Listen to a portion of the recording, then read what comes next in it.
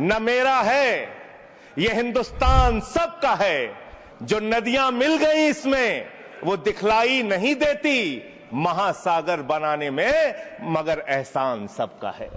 इस बिल के माध्यम से आप बाबा साहब डॉक्टर भीमराव अंबेडकर जी के द्वारा लिखे गए संविधान की हत्या कर रहे हैं। जब मैं आपसे सुनता हूं तो मुझे लगता है कपिल शर्मा कॉमेडी सर्कस में बोल रहा है। दोनों सदन में सिर्फ एक सदस्य गुलाम अली को छोड़ के एक भी सदस्य आपका मुसलमान नहीं है। दोनों सदन में सिर्फ एक सदस्य गुलाम अली को छोड़ के एक भी सदस्य आपका मुसलमान नहीं है। ये लोग राम मंदिर में घोटाला करने वाले लोग हैं। चंदा चोरो बैठो, चंदा चोरो बैठ जाओ। चंदा चोर हो तुम लोग चंदा चोर हो। जैसे उदय प्रताप जी की चंद पंक्तियों से अपनी बात शुरू करूंगा। न मेरा है न तेरा है, ये हिंदुस्तान सबका है। नहीं समझी गई ये बात तो नुकसान सबका है। न तेरा है न मेरा है, ये हिंदुस्तान सबका है। नहीं समझी गई ये बात तो नुकसान सबका है। जो आकर मिल गई इसमें वो दिखलाई नहीं देती, जो नदियां मिल गई इसमें वो दिखलाई नहीं देती, महासागर बनाने में मगर एहसान सबका है। महासागर बनाने में मगर एहसान सबका है। मान्यवर, हम लोग बचपन से एक शब्द सुनते आए, सरकार माई बाप। सरकार माई बाप यानी कि जो सरकार होती है वो लोगों की माई बाप होती है, मां की तरह ख्याल रखती है, पिता की तरह ख्याल रखती है। लेकिन अगर कोई सरकार अपने बच्चों को उसका गला घोटने पे उतारू हो जाए तो वो फिर सरकार निष्पक्ष सरकार नहीं है मान्यवर। वो सौतेली मां है, उसका व्यवहार सौतेला है। और आज आप जो काम कर रहे हैं इस बिल के माध्यम से, आप बाबा साहब डॉक्टर भीमराव अंबेडकर जी के द्वारा लिखे गए संविधान की हत्या कर रहे हैं। और ये बात मैं इसलिए कह रहा हूं कि बाबा साहब डॉक्टर भीमराव अंबेडकर जी ने संविधान की धारा 26 में लिखा, धार्मिक मामलों के प्रबंधन की स्वतंत्रता, धार्मिक एवं धर्मार्थ उद्देश्यों के लिए संस्थाओं की स्थापना एवं रखरखाव करना, धर्म के मामलों में अपने स्वयं के मामलों का प्रबंधन करना, चल एवं अचल संपत्ति का स्वामित्व एवं अधिग्रहण करना तथा ऐसी संपत्ति का कानून के अनुसार प्रशासन करना। यह अधिकार आपने नहीं दिया, यह अधिकार किसी भारतीय जनता पार्टी के लोगों ने नहीं दिया। यह अधिकार बाबा साहब डॉक्टर भीमराव अंबेडकर जी के द्वारा लिखे गए भारत के संविधान ने दिया। मानकर और आप उस संवैधानिक अधिकार को छीन रहे हैं एक गैर संवैधानिक बिल लाके। क्या क्या लिखा इस कानून के अंदर आपने, किस तरीके से आपने इस संविधान की हत्या करने का काम किया। आप बड़ी बड़ी बातें कर रहे हैं। यह सरकार कह रही है कि ये कानून हम मुसलमानों के भले के लिए आ रहे हैं। जब मैं आपसे सुनता हूं तो मुझे लगता है कपिल शर्मा कॉमेडी सर्कस में बोल रहा है।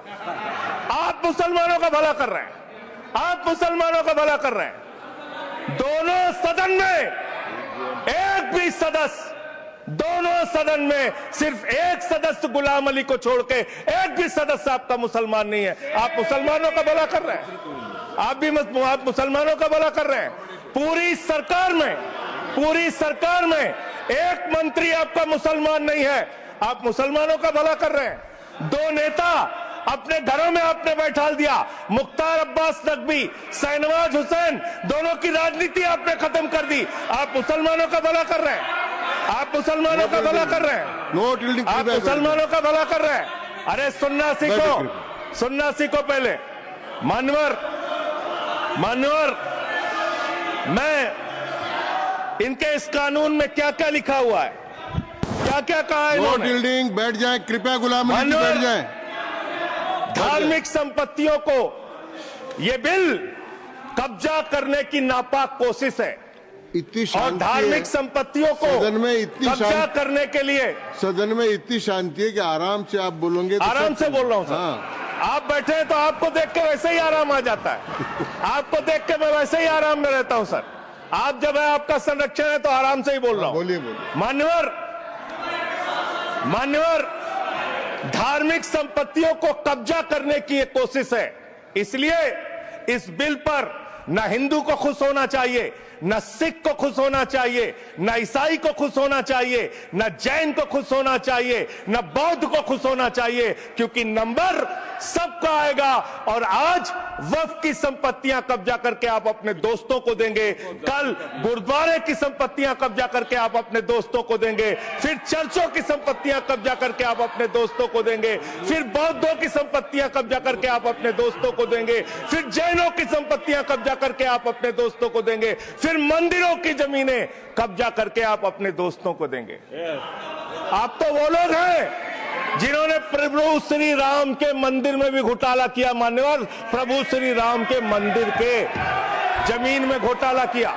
मैं कागज दूंगा सर, मैं कागज दूंगा। कर दिया मैंने। ये लोग राम मंदिर में घोटाला करने वाले लोग हैं, राम मंदिर की जमीन का चंदा खाने वाले लोग हैं सर। ये लोग 2 करोड़ की जमीन 5 मिनट में 18 करोड़ में बेची सर इन लोगों ने। 16.5 करोड़ का घोटाला किया, 18.5 करोड़ में जमीन बेची। ये राम मंदिर में घोटाला करने वाले लोग हैं सर। मान्यवर, अरे प्रभु श्री राम के नाम का पैसा खाते हो तुम लोग। अरे बैठ जाओ, राम मंदिर का पैसा खाते हो। अरे राम मंदिर में घोटाला करते बैठो। अरे राम मंदिर का चंदा खाते हो।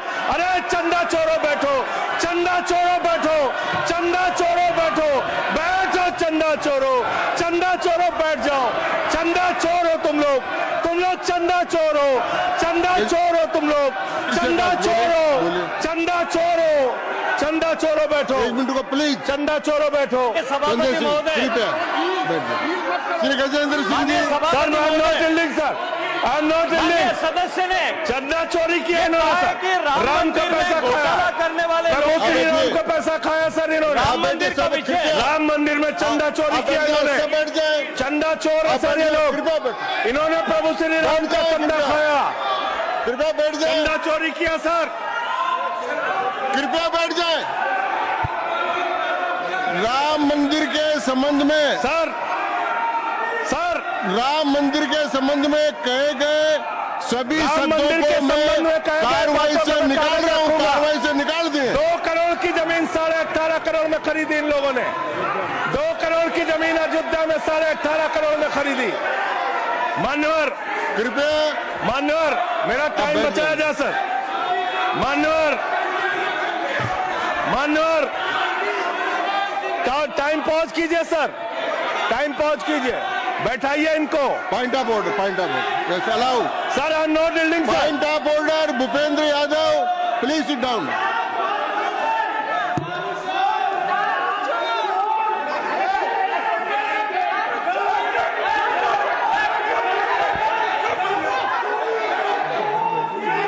भाई पॉइंट ऑफ ऑर्डर मैंने दिया। आप जाइए स्थान पर, कृपया अपने स्थान पर जाएं। मैंने व्यवस्था का प्रश्न उठाने का मौका दिया भूपेंद्र जी यादव को। आप सब लोग अपने स्थान पर जाएं, कृपया अपने स्थान पर चले जाएं, कृपया अपने स्थान पर जाएं, कृपया बैठे। मैंने भूपेंद्र जी, कृपया बैठ जाए, कृपया। श्री भूपेंद्र यादव सर, मैं पहले Bhupendra ji, yes sir, Bhupendra Yadav sir, Madan ji Rathore कृपया बैठ जाएं। सर ये कृपया, मैंने भूपेंद्र जी यादव को व्यवस्था का प्रश्न उठाने की अनुमति दी है, लेकिन मैं पहले बता दूं कि राम मंदिर के बारे में जो कुछ इनको कहा मैंने उसको एक्सपेंस कर दिया है, वो कार्रवाई का हिस्सा नहीं है। आप बोलिए सर। सर ये सदन का उच्च सदन है। रूल में बता देता हूं, रूल 238 और 240। आप 238 और 240, 238 and 240, you read it sir. There are sir 2 rules है, 238, 240। मेरे को बुक की जरूरत नहीं है। हाउ टू स्पीक ये 238 है सर। 240 बड़ा इंपॉर्टेंट है जी सर। कोई भी सदस्य अगर इररिलेवेंट बोलता है, अगर तो ये चेयर की पावर है कि उस सदस्य को रोक सकते हैं। जो विषय डिबेट से जुड़ा हुआ नहीं है, जो विषय सदन से जुड़ा हुआ नहीं है, इररिलेवेंट विषय को आपको रोकने का अधिकार है। जो सदस्य संजय सिंह जी बोल रहे थे वो इररिलेवेंट है। तीसरा एक और विषय सर, 238 में बोलने के बाद जो असंसदीय शब्द है, किसी भी पार्टी के बारे में, किसी के बारे में जो असंसदीय शब्द है वो बोले गए हैं तो उसकी भर्त्सना भी हाउस पूरी तरीके से करता है, माननीय और उसको हटाता है। माननीय हाँ, Tiruchi Shiva, Sir, I also stand on the. please, I am allowing Mr. Tiruchi Shiva. I also stand on the same rules, sir. 238 and 240. You didn't quote 238. You remember 240, but 238 you are well versed, I know, but you are not quoted. Nothing refer, only the rule number. Yes, yes. Refer to any matter of fact on which a judicial decision is pending. No. Make a personal charge against a member. No. Please. What is? Please. Kindly listen. Hello, please. I'm on a point of order. I'm on a point of order. I'm on a point of order. Point of order आपने allow किया है। What is that? Point of order आपने allow किया है। Rule 240. बैठ जाए, Sir, सुन ले एक बार। sir. मैं निर्णय मुझे करना, आप तो सुन तो लें। आप बैठे। Mr. Vice Chairman, only 240.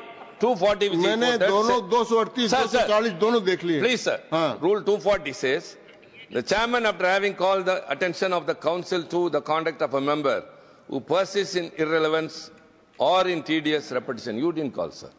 Whether it is irrelevance or repetition has to be decided by the chair. So, the chairman. आप सुनो ना भाई, please. Hello, please. I am speaking to the chair. Please तो I am speaking to the chair. इधर देखिए ना। Sir, it is we leave it to your discretion and Yes. decision, sir. Yes. And not it is repetition or irrelevance can be decided by any other member, sir. Only you, sir. Okay, thank you. मैंने श्री भूपेंद्र जी यादव ने 240 में ये और है कि अगर कोई दूसरा सदस्य भी किसी सदस्य के इररिलेवेंट डिबेट को सपोर्ट करता है तो उसको भी डिबार करना चाहिए, आपको शिवा को भी करना चाहिए। अब एक सेकंड, मेरी व्यवस्था यह है कि 238, 240 के अंतर्गत मैंने ऑलरेडी जो असंसदीय शब्द थे वो और राम मंदिर के बारे में, क्योंकि ये विधेयक की परव्यू में नहीं आता है, इसलिए मैंने राम मंदिर के बारे में इनके लगाए गए इलेक्शन और असंसदीय शब्दों को कार्रवाई से निकाल दिया। धन्यवाद। मान्यवर, आपने कहा कि इससे आप पिछड़े मुसलमानों का भला करने जा रहे हैं। सुनने में बहुत अच्छा लगता है कि आप पिछड़े मुसलमानों का भला करने जा रहे हैं। आपने इसमें कहा कि आप महिलाओं का भला करने जा रहे हैं। सुनने में बहुत अच्छा लगता है कि आप महिलाओं का भला करने जा रहे हैं, लेकिन ये सरकार और यहां पे इस समय मंत्री जी नहीं है, मैं उनसे पूछना चाहता हूं, आप देश को और सदन को गलत जानकारी क्यों दे रहे हैं? मानवर, 2013 के वक्फ बिल में जो भारतीय जनता पार्टी की सहमति और सहयोग से पास हुआ, उसमें भी महिलाओं के लिए आरक्षण था। मना कर दीजिए कि नहीं था? मना करिए कि हम गलत बोल रहे हैं। मानवर, मंत्री जी ने कहा 1 करोड़ सुझाव आया। मैं आपसे पूछना चाहता हूं, कितने करोड़ ईमेल आए, कितने करोड़ पत्र आए, कितने करोड़ सुझाव आए? पूरे देश को जानकारी दीजिए, और मैं आपको दावे के साथ कह सकता हूं, जब पूरा सच सामने आएगा तो देश को पता चलेगा कितने लोग इस बिल के विरोध में थे, कितने लोग इस बिल के समर्थन में थे। मैं जेपीसी का सदस्य था मानवर, मैं कह रहा हूं आपसे लाइए। और आप पिछड़े मुसलमानों का भला करना चाहते हैं? मैं आपसे हाथ जोड़कर निवेदन करता हूं, विनती करता हूं, और हमारे जो मित्र उधर भी हैं, अगर आप मेरी बात से सहमत हैं तो समर्थन करना। समाज में छुआछूत को, बीमारी को मिटाने के लिए चलिए उठाते हैं कदम, और अगले सत्र में एक बिल लेके आइए। जितने भी हिंदुओं की कमेटियां हैं, ट्रस्ट है, बोर्ड है, उन सारे ट्रस्ट और कमेटियों में 80% आरक्षण दलित, आदिवासी और पिछड़े हिंदुओं को दीजिए। मैं समर्थन करूंगा आपका, माला पहनाऊंगा आपको। आप पिछड़ों का भला करने की बात करते हैं, आप दलितों का भला करने की बात करते हैं। आपकी मातृ संस्था आरएसएस 100 साल तक आपने एक भी दलित, पिछड़ा और आदिवासी, एक भी महिला को आज तक आरएसएस का प्रमुख नहीं बनाया। आप दलितों और पिछड़ों और आदिवासियों की आरएसएस के बारे में अलग कई करने इनकी की बात बात को करते एक्सप्लेन कर हैं। दीजिए। मान्यवर, इस बिल में क्या लिखा है? आप जो भी बातें इस विधेयक के अलावा बोलेंगे उन सब को मैं एक्सप्लेन सर, ये करूंगा। क्या उसमें सत्य नहीं आएगा। है? क्या ये सच नहीं है? सर, मेरा टाइम रोका जाए। और सर, बिल के बारे में बात करते हैं। मान्यवर, मंत्री जी ने कहा आज आप इस बिल को पास कर रहे हैं, आज आपका सीना चौड़ा हो रहा है, आपको लग रहा है एक धर्म के अधिकार को आप छीन रहे हैं। नहीं, कल को आप सभी धर्मों की धार्मिक संपत्तियां छीन के आप अपने दोस्तों का देने का काम करेंगे। मैं फिर इसको दोहरा रहा हूं और फिर इसको कह रहा हूं कि आप ये करेंगे, धार्मिक संपत्तियों के कब्जा करने का काम करेंगे। और किसी गलतफहमी में मत रहिए। आपको लोकसभा के चुनाव में मात्र 36% वोट मिला है। इस देश की 64% आबादी आज भी आपके खिलाफ है, आज भी आपके खिलाफ खड़ी है। किसी गलतफहमी में मत रहिए। बड़ी बड़ी सत्ता उखड़ गई और चली गई। मान्यवर, आपने इसमें लिखा बिल के अंदर कि वक्फ कमेटी के अंदर गैर मुसलमान इसका सदस्य बन सकता है। आप क्या गुरुद्वारा कमेटी के अंदर गैर सिख को मेंबर बना सकते हैं? क्या ईसाई कमेटी के अंदर गैर ईसाई को सदस्य बना सकते हैं? क्या बौद्धों की कमेटी के अंदर गैर बौद्ध को, क्या जैनों की कमेटी के अंदर गैर जैन को आप मेंबर बना सकते हैं? और इतना ही नहीं, क्या आप हिंदुओं के ट्रस्ट में, मंदिर के ट्रस्ट में आप क्या गैर हिंदू को मेंबर बना सकते हैं? नहीं बना सकते, नहीं बना सकते। आप एक झूठ फैला रहे हैं देश भर में, देश भर में झूठ फैला रहे हैं। आप कह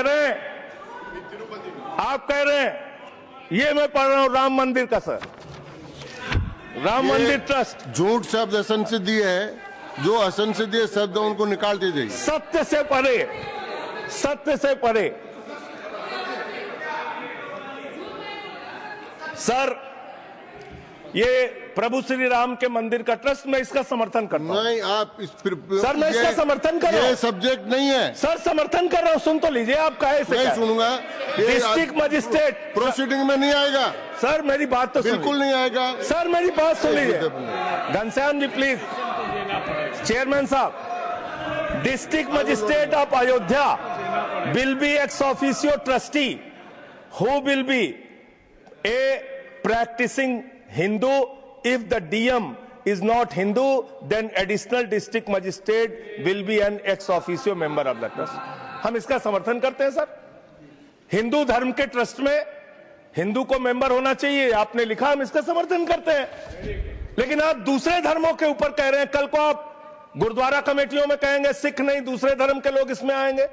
कल को आप जैन कमेटियों में घुसड़ेंगे, बौद्धों की कमेटियों में घुसड़ेंगे। ये बात गलत है, ये पूरी तरीके से गलत है। और आज पूरे देश को आप बताइए, मान्यवर, पूरे देश को आप बताइए, 2009 में आपने अपना घोषणा पत्र जारी किया था, मैनिफेस्टो। ये मैनिफेस्टो आपका लेके आया हूं, ये तो आपका डॉक्यूमेंट है, मेरे घर नहीं बना। इस मैनिफेस्टो में लिखा है इन्होंने कि 2009 के मैनिफेस्टो में लिखा है कि वक्फ की जमीनों पर जो अवैध कब्जे हुए हैं, के.आर. रहमान की कमेटी की रिपोर्ट के हिसाब से हम मुस्लिम धर्म गुरुओं के साथ बातचीत करके उसको खाली कराने का काम करेंगे। कितना दोहरा चरित्र है आपका। आपने कहा वक्फ की जमीनों को खाली कराने का काम करेंगे जिसपे कोई और कब्जा कर रखा है। मान्यवर, एक और बात, सुप्रीम कोर्ट के अंदर आप कह रहे हो कागज चाहिए, कागज चाहिए। मंत्री जी ने कहा कागज चाहिए। मंत्री जी, आपको कागज की बहुत जरूरत होती है, कागज आपको चाहिए। आपकी सरकार ने 2020 में, ये पूरे देश को देखना चाहिए, पूरे देश को सर, 2020 में मैं जेपीसी का मेंबर था, ये कागज वहां मिला हमें। 2020 में सुप्रीम कोर्ट में, सर आप, मेरी बात नहीं आ रही सर, सर मेरी बात नहीं आ रही। 2020 में मान्यवर, इस भारत की सरकार ने, मोदी जी की सरकार ने शपथ पत्र दिया सुप्रीम कोर्ट में। से क्या लिखा हुआ है? 99% वक्फ की संपत्तियां डिजिटाइज हो चुकी हैं।